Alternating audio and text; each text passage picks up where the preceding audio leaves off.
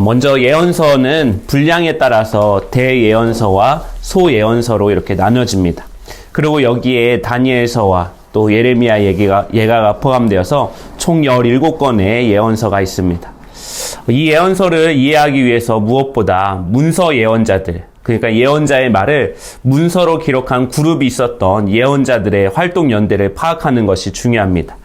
예를 들어서 이사야 1장 1절 말씀에 유다 왕 우시아와 요담과 아하스와 히스기야 시대에 아모스의 아들 이사야가 유다와 예루살렘에 관하여 본 계시라라고 나옵니다. 대부분의 예언서는 유다 왕 누구누구 또 이스라엘 왕 누구누구 시대에 선지자 누구누구에게 임한 여호와의 말씀입니다라는 말씀으로 시작이 됩니다. 이것이 예언서의 연대를 추정하는 근거가 되어집니다. 우리가 보통 예언이라고 하면은 미리 예자에다가 말씀 언자 해서 미리 말씀하는 것으로 알고 있는데, 성경에서의 예언자는 맡길 예자에 말씀 언자로 맡겨진 말씀을 전달하는 것을 의미합니다. 그러니까 예언은 미래를 점치는 것이 아니라 하나님께서 그 사람에게 맡겨주신 것을 전달하는 것입니다. 그래서 예언은 특정한 시기에 특정한 나라에서 특정한 예언자를 통해서 특정한 백성들에게 전달하는 말이다라는 것을 알고 있어야 합니다. 그래서 표로 보시면 문서 예언자들의 활동 연대가 나와 있습니다. 그래서 처음에 문서 예언자는 누구냐? 아모스부터 시작해가지고 나중에 다니엘서까지 가게 됩니다. 이 중에서 요나와 요엘이 빠진 이유는 정확한 활동 연대를 알 수 없기 때문에 이 사람들은 언제 활동했는지를 몰라서 빠져 있다라는 것을 보시면 될 것 같습니다. 먼저 이사야서부터 보도록 하겠습니다. 126페이지로 가보시면 이사야는 주전 740년에서 701년까지 남유다 예루살렘에서 활동한 예언자입니다. 이사야는 1장부터 12장까지 유다와 예루살렘에 관한 심판에 대해서 이야기합니다. 이사야 1장에서는 이사야 전체의 메시지를 요약하는 장이다라고 할 수가 있습니다. 그래서 이사야 1장을 잘 읽으면은 이사야의 길고 긴 66장의 말씀을 읽는 데 아주 큰 도움이 됩니다. 또 5장은 포도원의 노래와 화 외침, 화 있을진저의 본문입니다. 그 다음에 6장부터 8장은 이사야의 회고록이라고 하는데, 이 안에는 이사야의 소명과 또 주전 735년 시리아와 에브라임의 동맹을 맺어서 남유다를 침공한 사건인 시리아 에브라임 동맹 전쟁 사건이 기록이 되어 있습니다. 그리고 9장에서 11장은 메시아 예언이 나옵니다. 그리고 이방 신탁에 대해서 13장부터 23장까지 이야기하는데, 이곳에는 바벨로니아, 아시리아, 블레셋, 모압, 다메섹, 에디오피아, 이집트, 두마, 아라비아, 그리고 두로와 시론 등에 대한 여러 나라에 대한 심판이 이야기합니다. 그리고 24장에서 27장은 소위 이사야의 묵시록이라고 하는데, 이 부분을 묵시 신앙을 잘 보여주고 있습니다. 그 가운데 26장은 시온에 서게 될 성읍에 대한 희망과 이스라엘의 부활이라고 하는 부활신앙이 처음으로 언급되는 장면이 이 이사야 26장에 기록되어 있습니다. 특별히 여기서 주의해야 될 점은 이 단락이 예언이 아니라 묵시라고 하는 것입니다. 예언신앙과 묵시신앙은 다릅니다. 이것에 대해서는 좀 이따가 다니엘서에서 자세하게 다뤄보도록 하겠습니다. 또 40장에서 55장은 배경이 바벨로니안으로 바꾸는데, 이 본문은 바벨론 포로로 끌려간 유다 백성들에게 준 메시지로 처음부터 끝까지 그들을 위로하는 내용으로 채워져 있습니다. 그야말로 여기서부터 분위기가 확 바뀝니다. 이 부분의 핵심적인 구조를 살펴보면 이제 40장에 프롤로그가 나오고 또 다른 예언자가 소명을 받는 장면이 등장을 합니다. 그리고 그 유명한 하나님의 종 노래 시리즈가 기록이 됩니다. 그리고 이 42장과 49장, 50장과 52장에서 53장이 이 부분에 해당합니다. 여기에서 과연 하나님의 종은 어떤 일을 하는가에 대해서 말해주고 있습니다. 그리고 56장에서 66장까지는 포로에서 예루살렘으로 귀환하고 난 사람들에게 주어진 예언의 말씀입니다. 그래서 56장은 안식일 준수와 몰지각한 목자들에 대해서 이야기하고 있고, 58장에는 금식에 관한 설교가 등장합니다. 그래서 이사야 58장 6절 말씀에 내가 기뻐하는 금식은 흉악의 결박을 풀어주며 멍에의 줄을 끌어주며 압제당하는 자를 자유하게 하며 모든 멍에를 꺾는 것이 아니겠느냐라는 말씀을 합니다. 그래서 하나님이 기뻐하시는 금식에 대해서 잘 인용되는 본문이기도 합니다. 그리고 이사야 66장 1절 말씀에 여호와께서 이와 같이 말씀하시되 하늘은 나의 보좌요 땅은 나의 발판이니 너희가 나를 위하여 무슨 집을 지으랴 내가 안식할 처소가 어디랴 라고 하면서 하나님께서 성전에 대해서 비판적인 메시지를 전해주고 계십니다. 그래서 건물로서의 성전의 개념을 수정해주고 열방이 하나님을 경배할 것에 대해서 예언하면서 이사야서가 마무리가 되는 것입니다. 이사야서의 주요 본문을 보면 이사야 1장 10절에서 17절 말씀에 예배를 비판하는데 약자가 살아나야 예배가 산다라고 되어져 있습니다.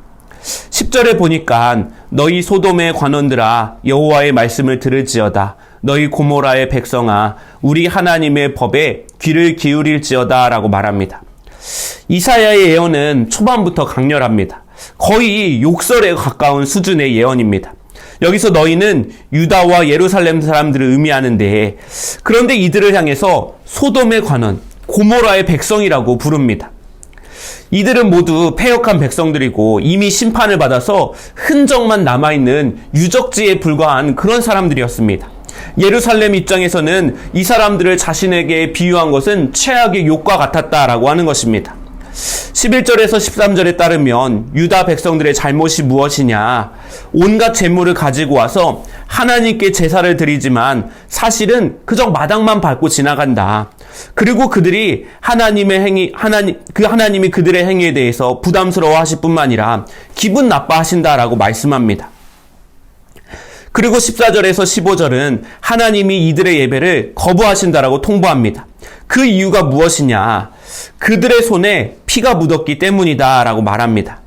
여기서 피 묻은 손은 이웃을 해친 손, 그리고 그 손으로 하나님께 기도하면서 그렇게 나아갈 때 하나님이 당연히 거부하신다라고 이야기합니다. 결국 삶이 뒷받침되지 않는 재물은 자기를 의롭게 하는 수단에 불과할 뿐 하나님의 입장에서는 가증한 것이다 라고 이야기하는 것입니다. 예배는 감정을 고양시키는 형식에 지나지 않을 것이며 기도는 위선적이 될 것이다 라고 말합니다. 그렇다면 하나님이 원하시는 예배가 무엇이냐?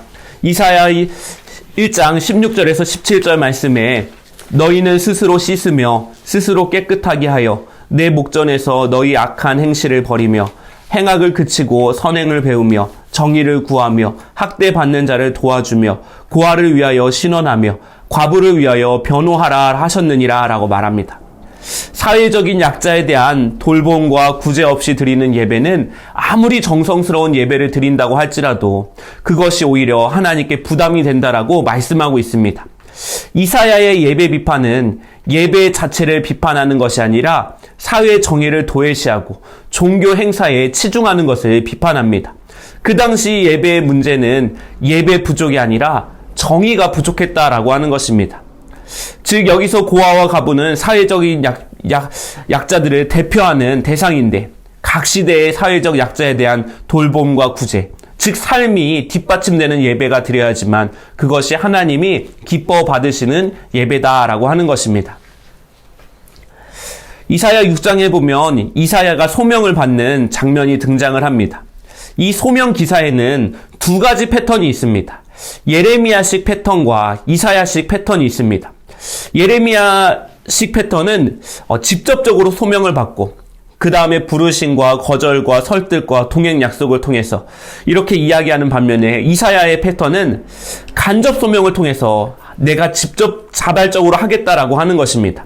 그래서 예레미야는 하나님께서 직접적으로 이것을 해라라고 했는데 예레미야는 못한다고 할 때 하나님이 이제는 예레미야를 협박해서 너 죽을래? 이러니까 내가 같이 갈게 라고 하면서 증명하는 것이었다면 이사야식은 하나님 제가 하겠습니다. 하나님 제가 이런 일들 가운데 하나님께 쓰임받고 싶습니다. 모병을 해서 자원을 했다라고 하는 것입니다. 이사야 6장 1절 말씀에 우시야 왕이 죽던 해에 내가 본즉 주께서 높이 들린 보좌에 앉으셨는데 그 옷자랑은 성전에 가득하였고 라고 말합니다. 한 나라의 왕이 죽고 왕권이 그 다음 정권으로 넘어가는 긴장과 혼란 과도기 시대에 이 이사야가 성전에서 기도하고 있었습니다. 그때 높이 들린 보좌와 앉아 계신 하나님을, 보좌 위에 앉아 계신 하나님을 환상 중에 보게 됩니다. 그 환상 속에서 주님의 보좌에 주변에 스랍들이 모여 있는데 그들이 뭐라고 이야기하냐면 거룩하다 만군의 여호와여 그의 영광이 온 땅에 충만하도다라고 하면서 거룩 삼송을 외치고 있습니다. 이것이 아마 한국교회에서 이야기하는 주여 삼창의 유래가 되지 않았을까 추측을 하기도 합니다. 하나님의 거룩성을 발견한 이사야가 다음과 같이 반응을 하는데 5절에 보니까 그때에 내가 말하되 화로다 나여 망하게 되었도다 나는 입술이 부정한 사람이요 나는 입술이 부정한 백성 중에 거주하면서 만군의 여호와이신 왕을 베었음이로다 하였도다 라고 말합니다. 여기서 화로다라고 하는 단어가 히브리어로 호이 곡소리를 가리키는데 우리로 따지면 아이고 하는 그런 소리와 같습니다. 하나님을 처음 만난 이사야의 최초 반응이 무엇이냐? 나는 마땅히 죽을 사람이다 라고 하는 것입니다. 거룩하신 하나님 앞에서 자신이 먼저 깨달은 것이 나의 죄성을 깨달았다라고 하는 것입니다.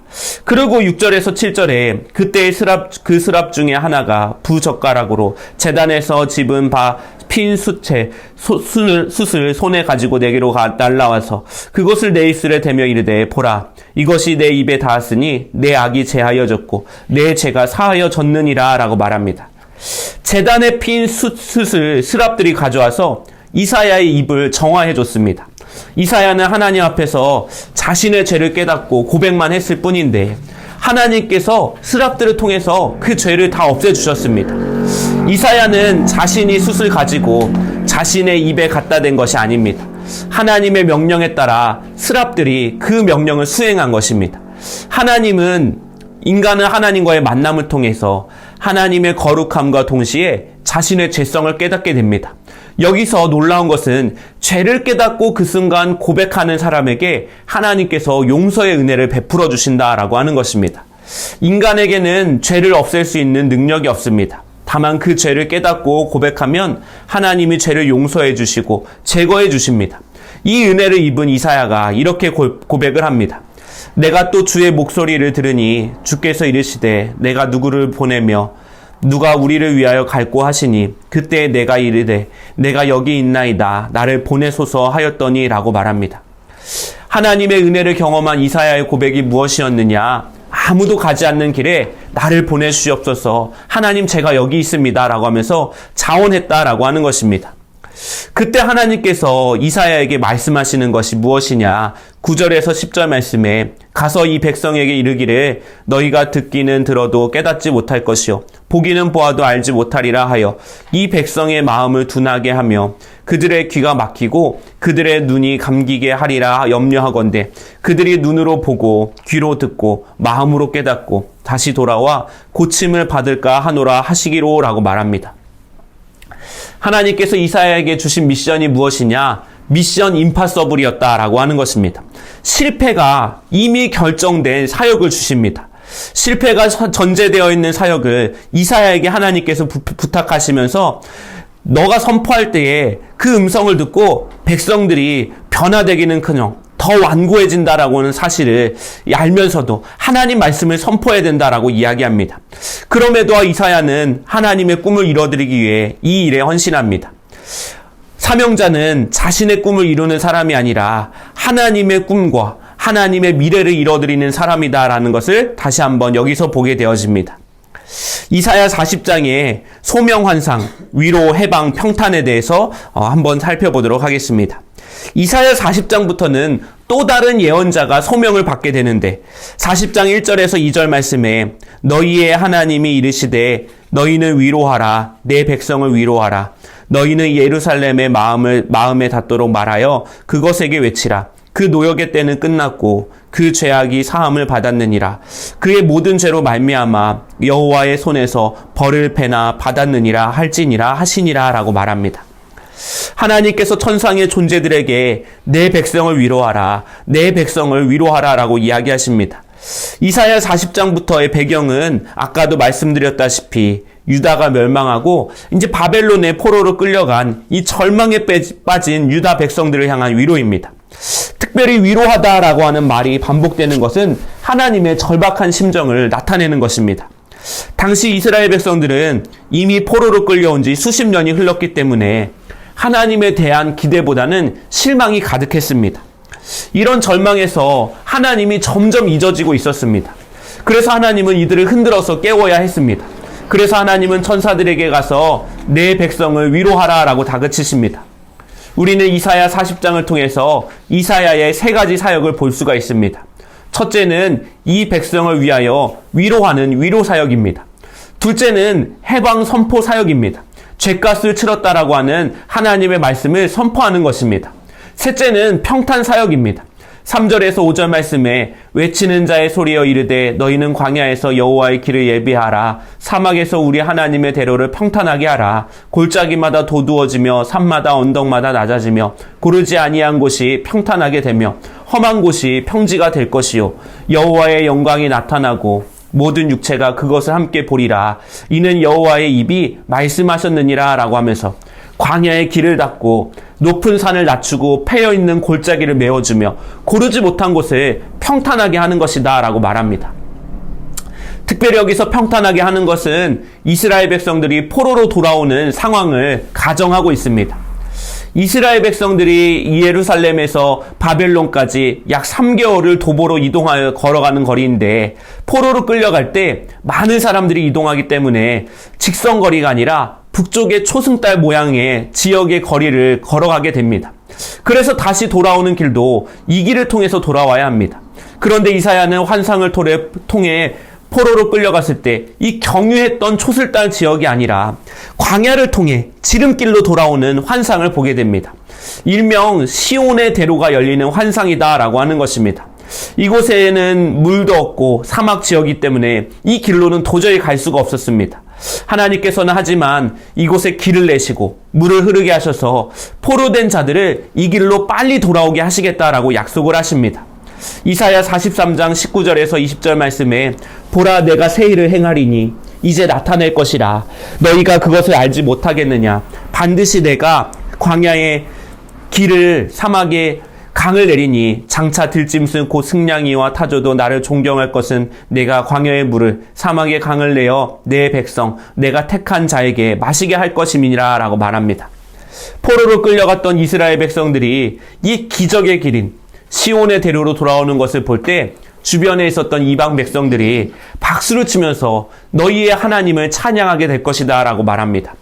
그래서 우리가 오늘날 우리에게 주신 하나님의 사명 역시 이 사회의 극심한 빈부격차를 메우면서 그들을 위로해주며 그들과 함께 하나님 나라를 향해서 가는 것이다 라고 하는 것입니다. 이것이 위로, 해방, 평탄 사역인데 길에서 뒤처진 사람들에게 용기를 주고 이탈하는 사람들을 끌어주면서 낙심한 자들의 손을 따뜻하게 잡아주는 것이 우리의 사명인 줄 믿습니다. 그 다음에 예레미야서를 한번 보도록 하겠습니다. 132페이지입니다. 예레미야는 주전 627년이나 626년에서 585년까지 남유다에서 활동하고 이집트에서 생을 마감한 예언자입니다. 그는 주전 587년 나라가 망하고 난 후에 예루살렘에 머물며 있으면서 남은 유다인들을 위해서 사역을 하고 싶어 했습니다. 그런데 바벨로니아에 저항하는 사람들이 예레미야를 끌고 이집트로 도망을 갔습니다. 그 바람에 어쩔 수 없이 이집트에서 2년 동안 사역을 하고 생을 마감한 것으로 추정이 됩니다. 특별히 예레미야는 구약에서 가장 긴 예언서입니다. 장으로 따지면 예레미야가 66장으로 많지만 절로 따지면 이사야는 1292절, 예레미야가 1364절로 더 분량이 많습니다. 1장부터 25장까지는 주로 유다에 대한 심판 선포입니다. 1장에는 예레미야의 소명 기서가 기록되어 있고 특별히 5절에서 10절에 하나님으로부터 예레미야가 소명 사건을 받은 것과 이어서 두 가지 환상 사건이 나옵니다. 살구나무 가지 환상과 북쪽으로 기울어져 있는 끊는 가마 환상인데 이것은 4장 5절부터 6장까지 북방으로부터 오는 적과 관련된 본문입니다.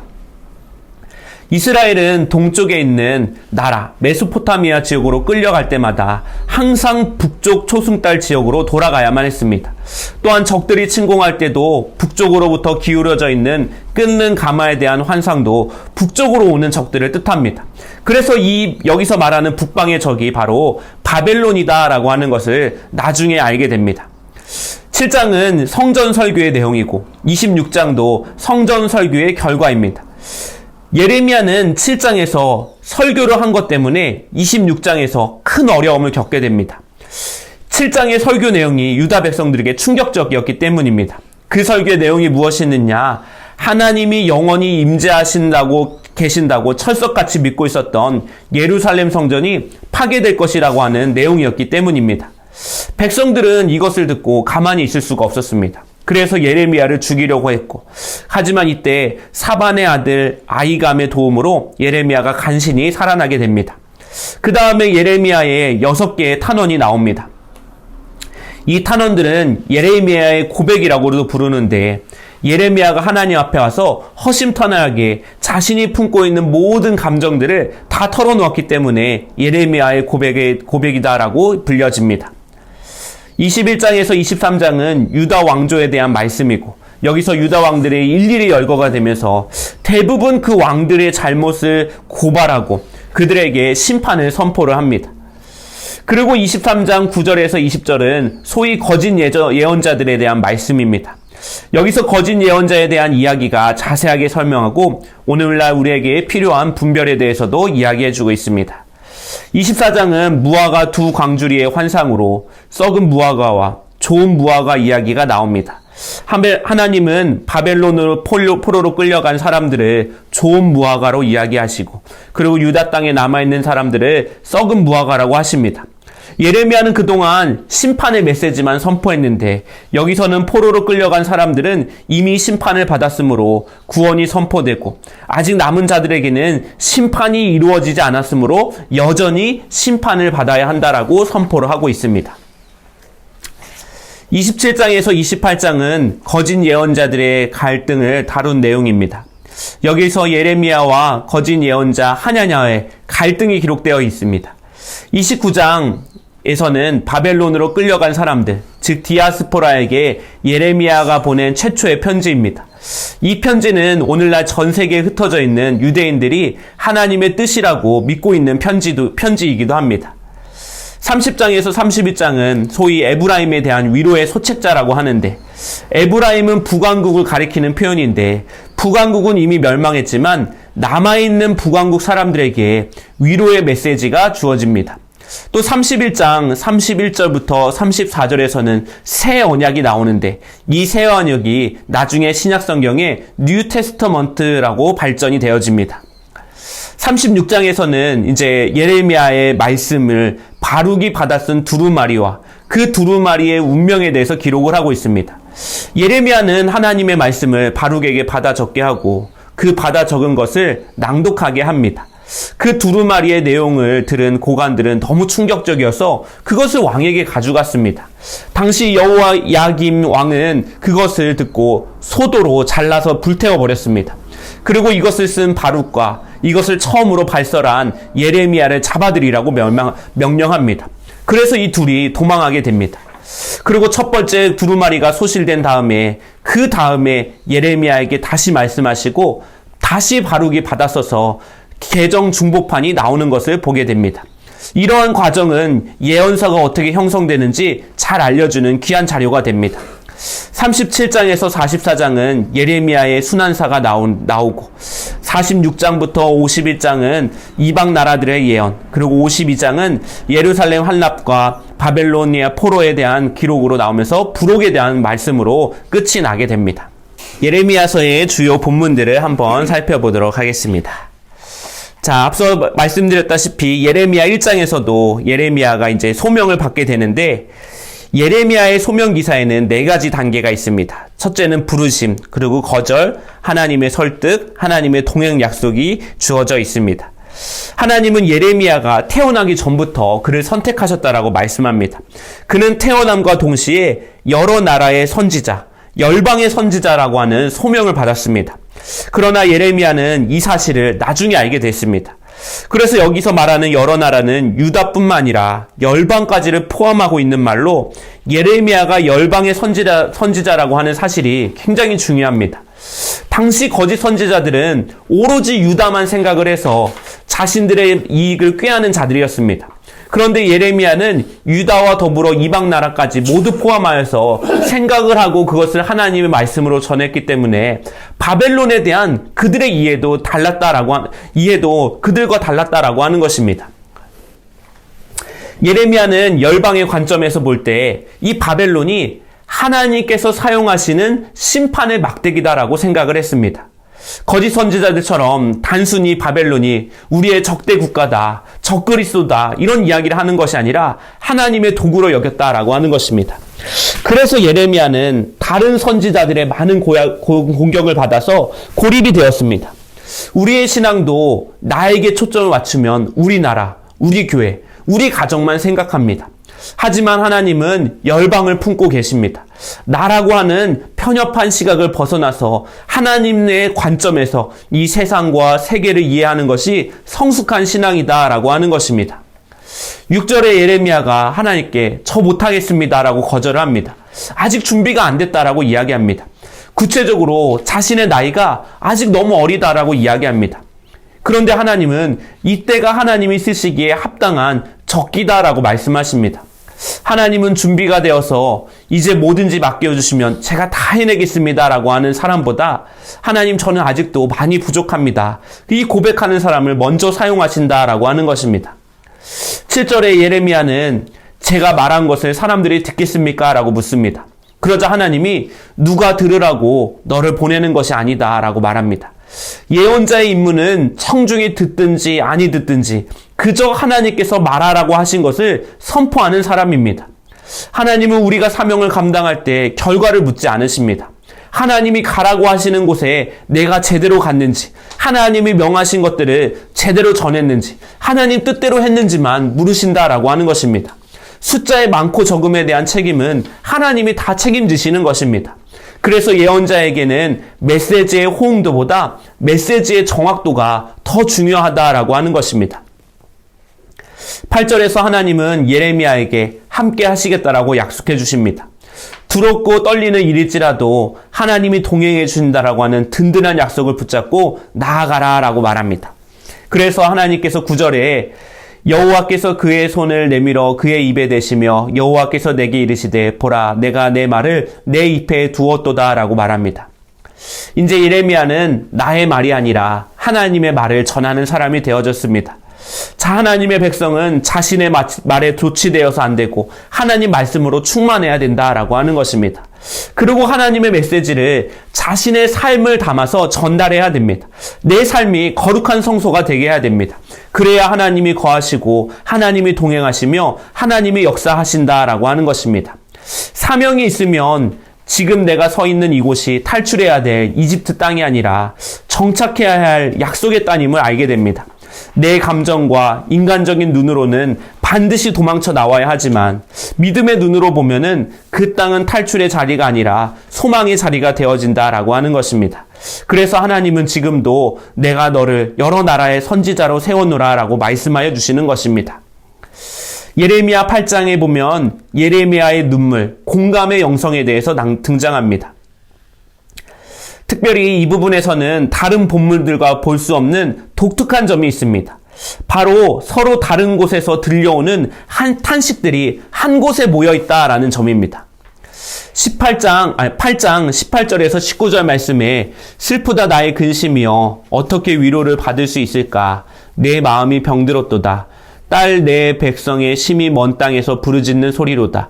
여호와께서 시온에 계시지 아니한가 그의 왕이 그 가운데 계시지 아니한가 그들이 어찌하여 그 조각한 신상과 이방의 헛된 것들로 나를 경노하게 하였는고 하시니라고 말합니다. 예레미야는 탄식을 이야기합니다. 백성들도 또 탄식을 이야기합니다. 그리고 하나님도 탄식을 합니다. 그리고 다시 20절에 백성들의 탄식, 예레미야의 탄식으로 이어집니다. 이것을 정리하면 아래 표와 같은 도식이 나오는데 이 표식의 도표를 삼중 탄식이라고 부릅니다. 예레미야는 자신과 백성 그리고 하나님의 탄식을 각각해서 느끼는 것이 아닙니다. 모든 탄식을 예레미야 한 사람이 절절하게 느끼고 있는 것입니다. 지금 예레미야는 아직 나라가 망하지 않았지만 백성들이 포로를 끌려가 탄식하는 소리를 그가 예언을 통해서 하나님의 환상 중에 듣게 되었습니다. 전쟁이 발발하기도 전에 평화의 시기에 앞으로 닥쳐질 전쟁의 소리를 미리 듣는 예레미야.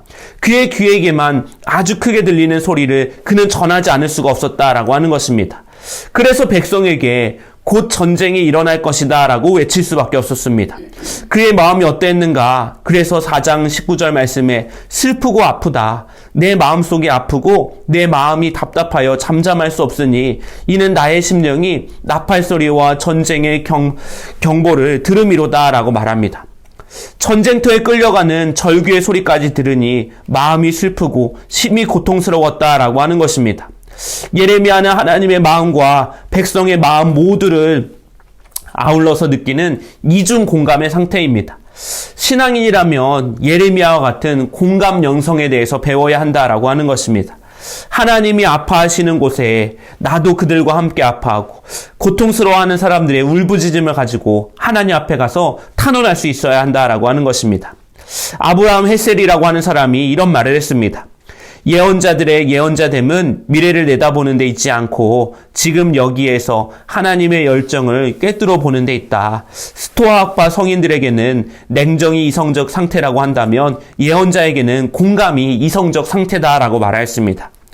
하나님의 백성과 하나님의 마음을 아는 것, 그것이 공감이다라고 하는 것입니다. 하나님과 세상의 중간에 끼어 있는 우리가 이 공감의 영성으로 나아가야 한다라고 하는 것입니다. 에스겔서를 한번 보도록 하겠습니다. 137페이지에 보시면 주전 597년 유다 백성들이 바벨론의 1차 포로로 끌려갔습니다. 그곳에서 끌려간 지 5년이 지난 주전 593년에 바벨론 그발 강가에서 에스겔이 예언자로 부름을 받습니다. 에스겔은 그때부터 주전 571년까지 약 22년 동안 바벨론 포로지에서 예언 활동을 했습니다. 먼저 1장부터 3장은 에스겔의 소명 환상입니다. 또 8장부터 11장은 예루살렘의 죄와 심판에 대한 환상이 나오고 18장에서는 각 개인의 행위대로 책임을 묻는다고 소위 개인적 책임론에 대해서 이야기합니다. 그리고 22장에서는 예루살렘이 피해 도시가 되었다라고 고발하면서 각 지도층에 대한 설교가 주어집니다. 25장에서 32장은 7 이방 나라 암몬, 모압, 에돔, 블레셋, 두로와 시돈, 이집트에 대한 심판이 나오고 33장은 파수꾼으로서의 위임에 대해서 이야기합니다. 여기서 파수꾼은 경고하는 자로서 심판 예언자였던 예스겔에게 새로운 임무가 주어지는 장면입니다. 또 37장에서는 우리가 잘 아는 마른 뼈 환상이 나옵니다. 38장 39절은 곡과 마곡에 대한 이야기로 이 부분은 사실상 예언 문학보다는 묵시 문학에 가깝습니다. 그리고 40장에서 48장은 구원 시대의 환상을 보여주면서 에스겔서가 마무리가 되어집니다. 에스겔 2장에서 에스겔이 어떻게 소명을 받았는가 보면은 1장에서 하나님께서 보좌 수레를 타시고 지금 바벨론에 있는 에스겔에게 찾아오셨습니다. 이때 주전 593년이니까 아직 예루살렘 성전이 건재해 있을 때입니다. 예루살렘 성전은 주전 587년에 파괴되었습니다. 이스라엘 사람들은 대체로 예루살렘 성전을 건축하고 그곳에 법궤를 갖다 놓으면서 자연스럽게 하나님께서 이곳에 계신다라고 생각을 했습니다. 그런데 하나님이 예루살렘에 계셔야 하는데 이방 땅인 바벨론까지 직접 오셨다라고 하는 것입니다. 이것은 이스라엘 백성들에게는 당시 신학으로는 도저히 상상할 수가 없는 일입니다. 하지만 에스겔의 소명 환상의 이야기를 통해서 하나님은 성전에 계신 분이 아니라 성전으로부터 자유로우신 하나님이라는 것을 잘 말해주고 있습니다. 그 하나님께서 바벨론까지 찾아오셔서 뭐라고 말씀하시느냐. 2장 1절에서 2절 말씀에 그가 내게 이르시되 인자야 내 발로 일어서라 내가 내게 말하리라 하시며 그가 내게 말씀하실 때에 그 영이 내게 임하사 나를 일으켜 내 발로 세우시기로 내가 그 말씀하시는 자의 소리를 들으니 라고 말합니다. 여기서 인자는 히브리어로 벤 아담이라고 되어 있는데 죽을 수밖에 없는 보잘것없는 자라고 하는 뜻입니다. 에스겔서에서 93번이나 사용이 되는데 예수님께서 자신을 인자라고 칭하시는 것과 그 뜻이 다르다라는 것을 기억해야 합니다. 에스겔에게 주어진 하나님의 말씀은 상식을 벗어난 뜻밖의 말씀이 주어집니다. 3절부터 7절 말씀에 보면 그들이 듣지 않을 것을 뻔히 알지만 그대로 하나님의 뜻을 청중들의 들음의 유무와 상관없이 가서 전하라라고 말합니다. 그러면서 하나님께서 진리를 받아들이는 것에 책임을 메신저에게 묻지 않으시고 청중에게 물으시겠다라고 말씀하십니다. 그리고 9절에 두루마기 책에 대한 언급이 나오고 원래 두루마기는 한쪽 면에만 글이 쓰여지게 되어 있는데 10절에 보면은 그 두루마기가 앞뒤에 심판의 말들이 빽빽하게 기록되어 있다는 것을 보게 되어집니다. 에스겔은 자신이 소명을 받은 주전 593년부터 587년 예루살렘이 멸망하기까지 약 6년 동안 바벨론에서 동족들에게 심판의 말씀을 선포했습니다. 그런데 나라가 망한 후에 구원과 위로의 말씀을 선포하면서 그 내용이 완전히 바뀌게 되는 것을 보게 됩니다. 예언자들은 그 시대 사람들이 보지 못하는 것을 한반 앞서서 미리 깨닫고 전하는 자들입니다. 헛된 구원을 기대하는 청중에게는 엄중한 심판을, 모든 것을 포기한 청중에게는 새로운 희망과 구원을 선포하는 것입니다. 미래를 앞당겨 현재의 그 말씀을 선포하는 것, 그 시대 정신을 뛰어넘어 선포하는 자들이 예언자다라고 하는 것입니다. 그래서 그 메시지를 아무도 반기지 않는 것입니다. 듣고 싶지 않은 그 메시지가 사실은 우리가 반드시 새겨들어야 하는 하나님의 음성이다라는 것을 이 말씀을 통해서 배우게 되어집니다. 에스겔 47장에 보면 성전에서 물이 흘러나오는데 생명의 중간 급유소인 우리와 교회다라고 되어져 있습니다. 새로운 성전에 대한 환상이 나오는 이 본문에서 새로운 성전에서 물이 흘러나갑니다.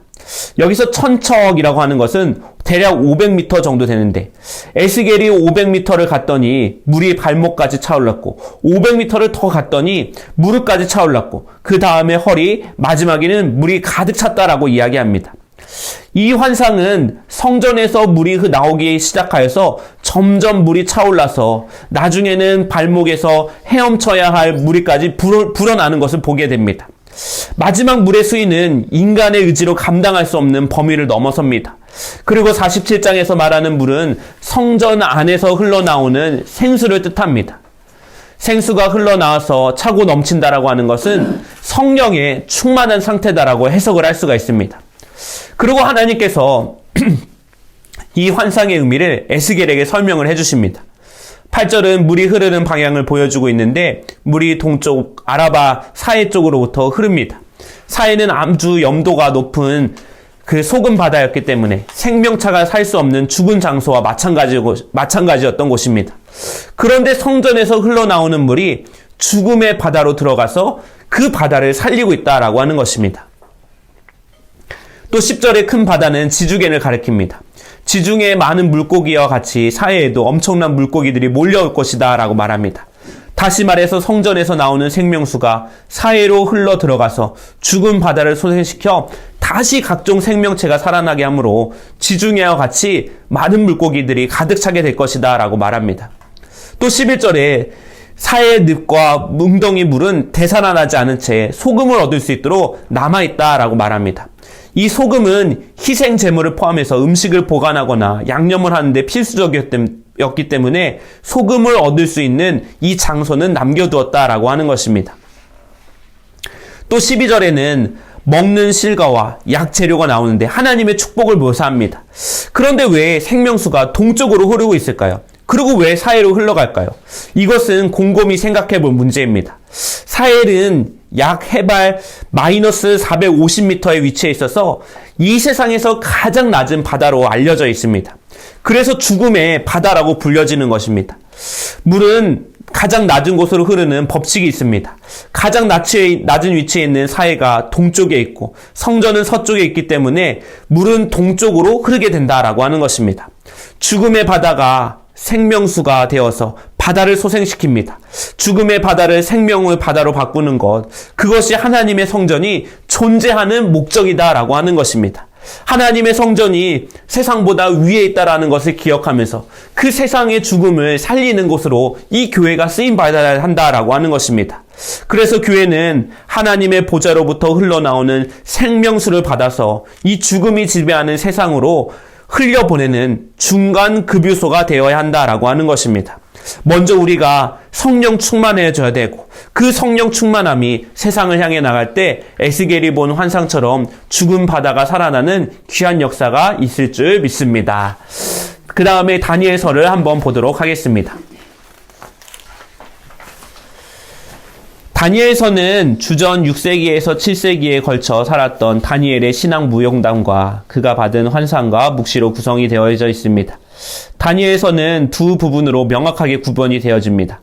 첫 번째 부분은 1장에서 6장으로 다니엘과 그의 세 친구들의 영적인 무용담을 기록하고 있고, 이 부분에서 그들이 온갖 시험과 위험에도 불구하고 하나님을 어떻게 신실하게 섬겼는지 잘 보여주고 있습니다. 두 번째 부분은 7장에서 12장입니다. 여기에는 다니엘이 바벨론의 제국시대와 페르시아 제국시대에 걸쳐 강대국들과 하나님 나라에 대해서 본 여러 환상들을 기록하고 있습니다.